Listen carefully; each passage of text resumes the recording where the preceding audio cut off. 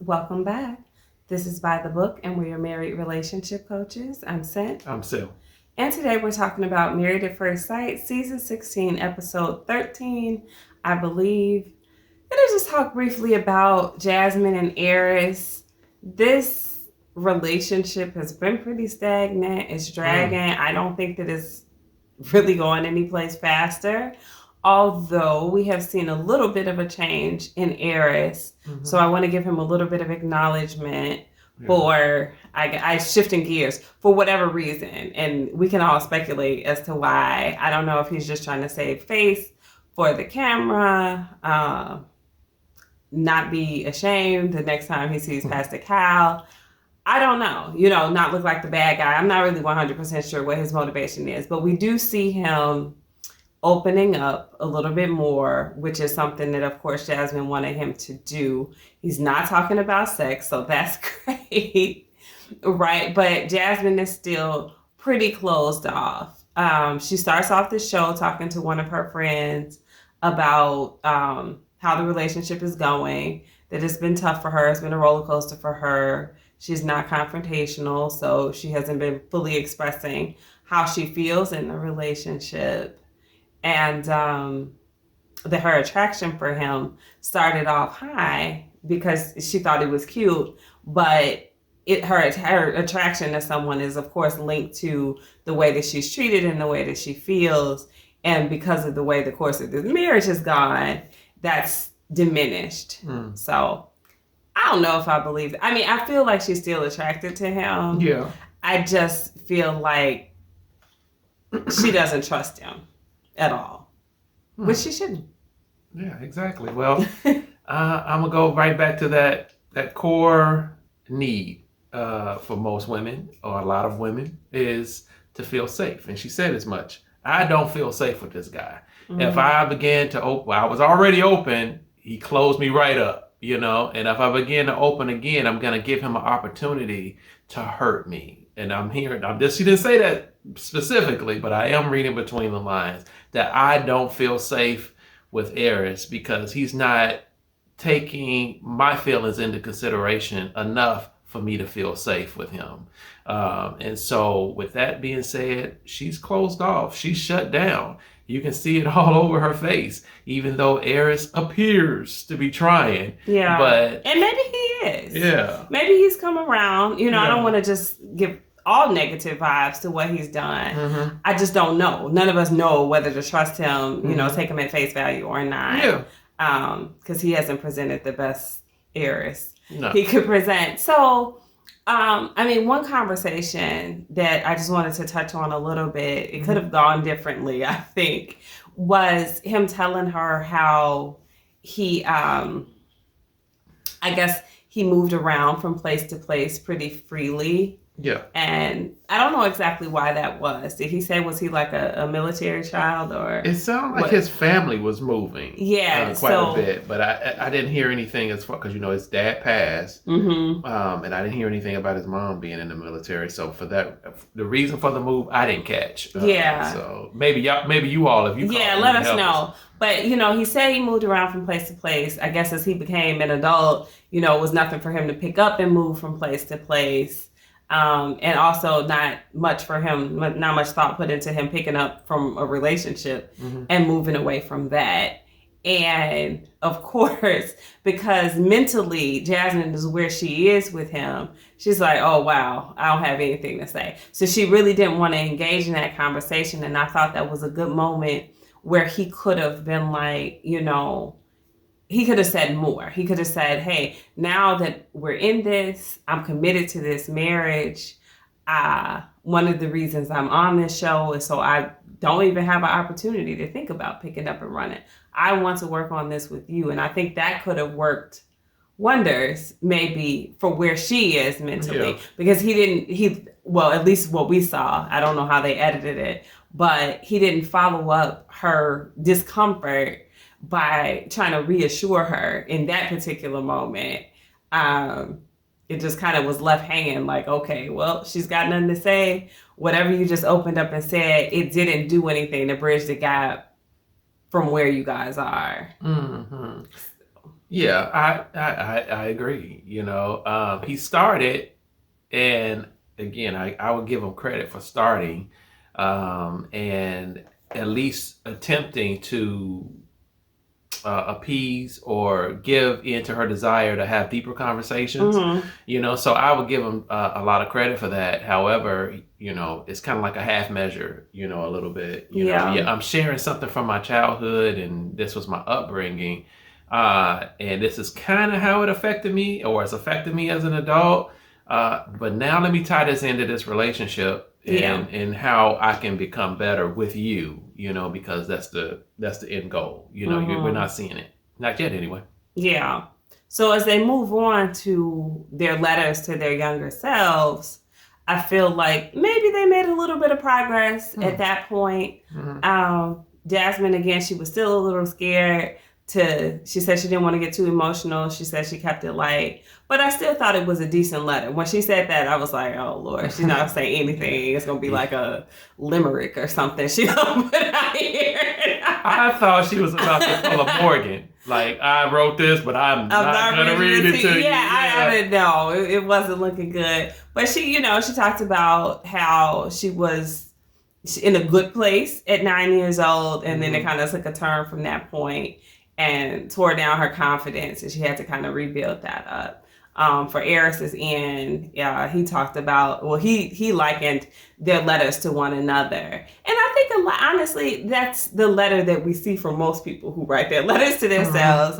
It's like talking to the challenges that this young person, this adolescent, is about to experience, and trying to encourage them, like, hey, you're going to get through this. You're going to make it out on the other end. It's going to be better. So at this point, these letters all kind of sound the same to me. It has some particular nuances to it that are, specific to that person, but they're all the same. But I think that's still a bonding moment, and I didn't feel like it was entirely missed by her.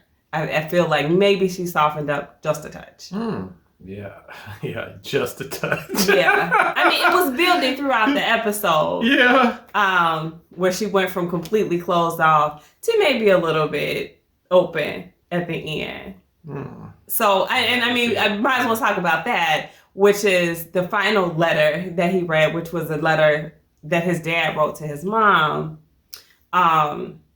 Kind of trying to bring himself back into, at the very least, into Airris's life. It sounds like he had been away for some significant period of time, months, whatever. I don't know if he had just walked away from the family or if, who knows what was keeping him away. But he was away, and he was trying to bring himself back into Airris's life as his dad and into his mom's life to whatever extent.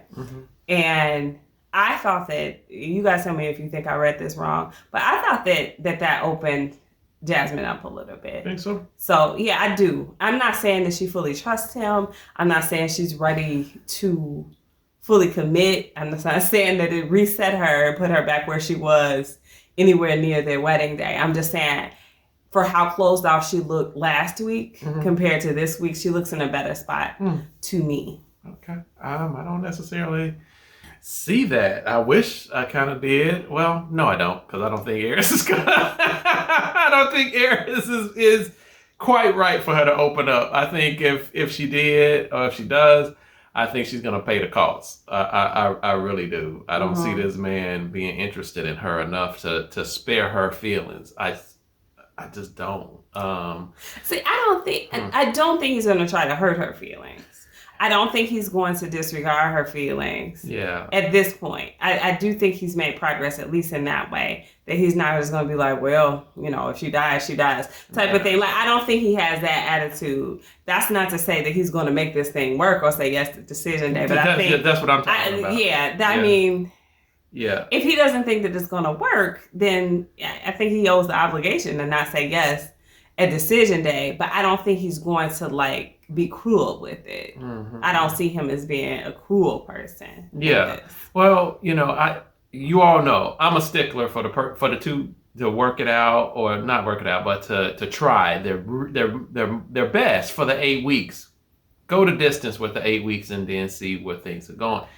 But if you know within your heart of hearts that you're not attracted to this girl, and there's nothing she can say or do that is going to warrant you or begin you on the path of seeing her on an attraction level, then you're probably gonna have to call it, or at least at the very point, be honest with yourself and start being honest with her. Because why are we trying when you already know?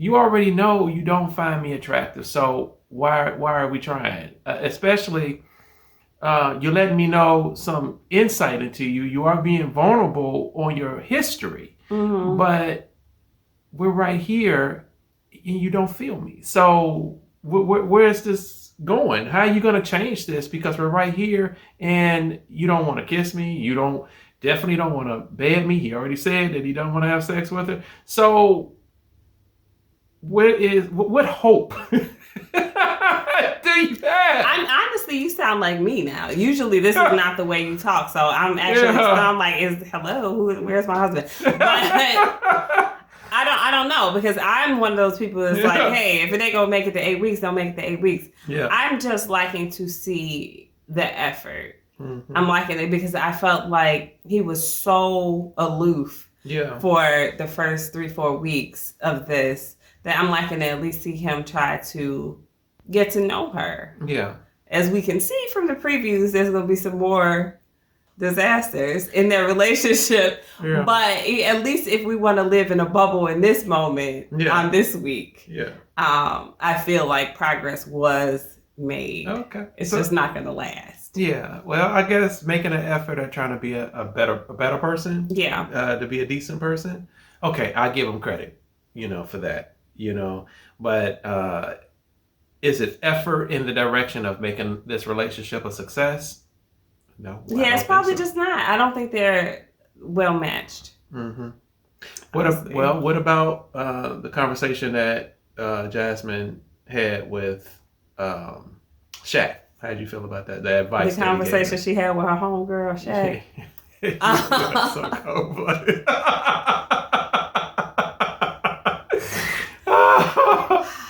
He gave me all the feminine vibes on that conversation. I was like, oh my Lord, okay.